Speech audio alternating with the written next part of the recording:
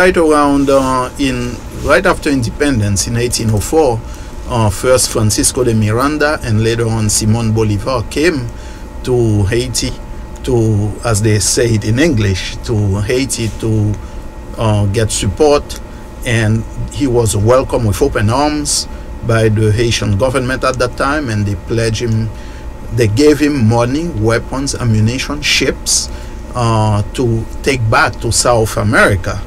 And volunteers, many of the veterans of the wars against the Spanish and the British and the French, those victorious veterans, went with him, and many died there in his campaign to liberate the countries of South America. And one of the conditions that the Haitians at the time told him when he asked for, how can I repay you? They said, just abolish slavery.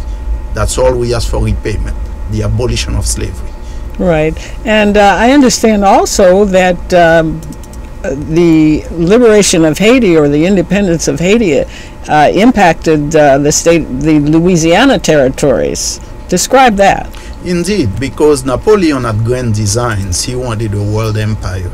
So he actually, with Haiti, as the French called it at the time, Saint-Domingue, being the crown jewel of his empire, and it was a staging ground from which he had big ideas about the Americas and expanding his empire worldwide.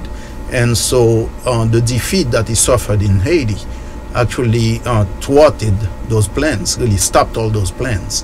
And so some of his best troops died there in the struggle, and he had spent so much money, including sending his brother-in-law and his sister. His brother-in-law actually died in Haiti to represent him. So that shows to what degree he considered the colony at the time.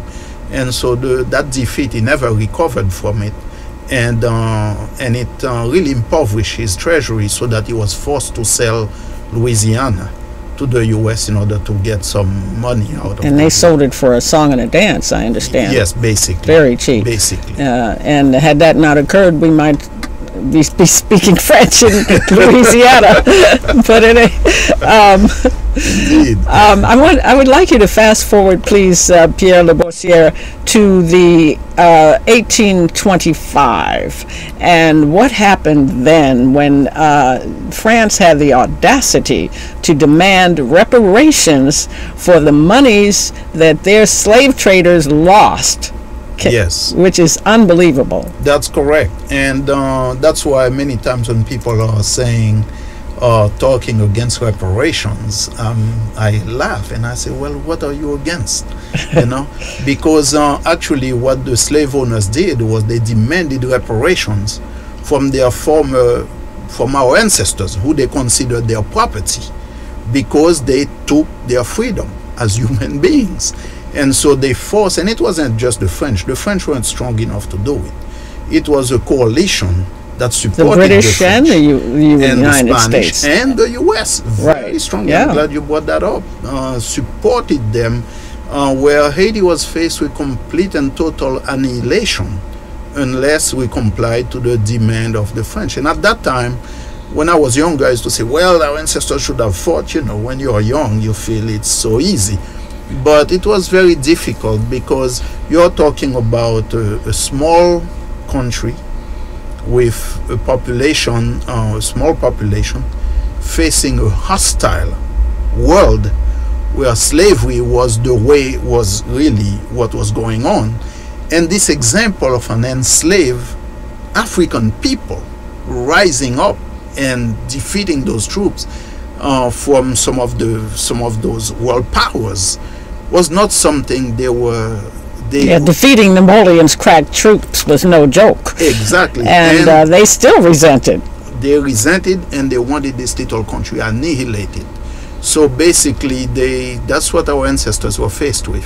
Right. So now, I would like to. We don't have a whole lot of time, sure. So I want to remind our viewers that they can call our live line if they have any questions or comments, and that live line is 621-4473, and it's on the screen. I also wanted to fast forward to the 2004 bicentennial celebration.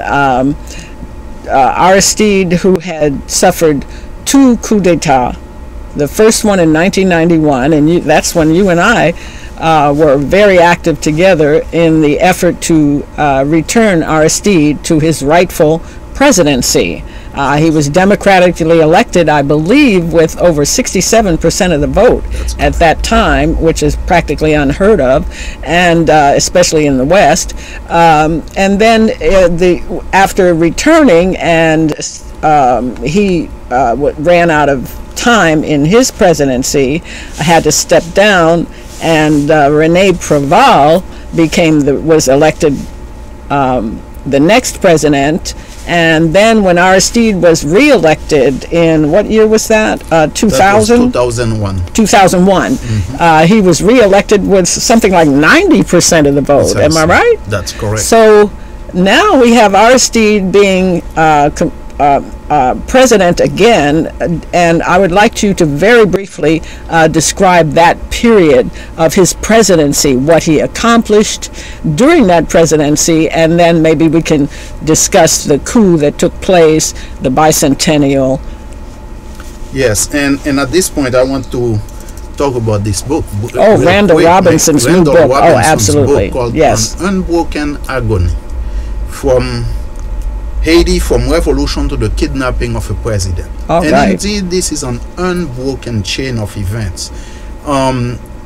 We talked about the reparations extracted from the Haitians by the former slave owners in France, and it was to the tune of $21 billion. $21 billion, and Aristide was demanding that. Aristide was demanding that. Actually, the people of Haiti elected Aristide to demand that. It was a people's demand, see, and this has to do with debt.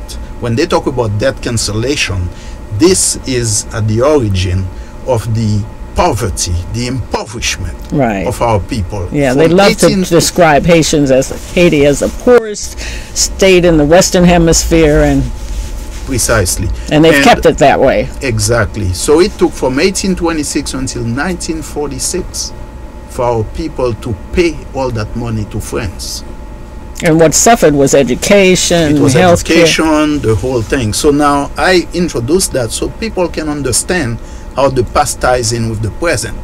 Our people have always struggled against the imperialist forces that have always managed to keep Haiti down and to extract its wealth, even though Haiti was nominally independent.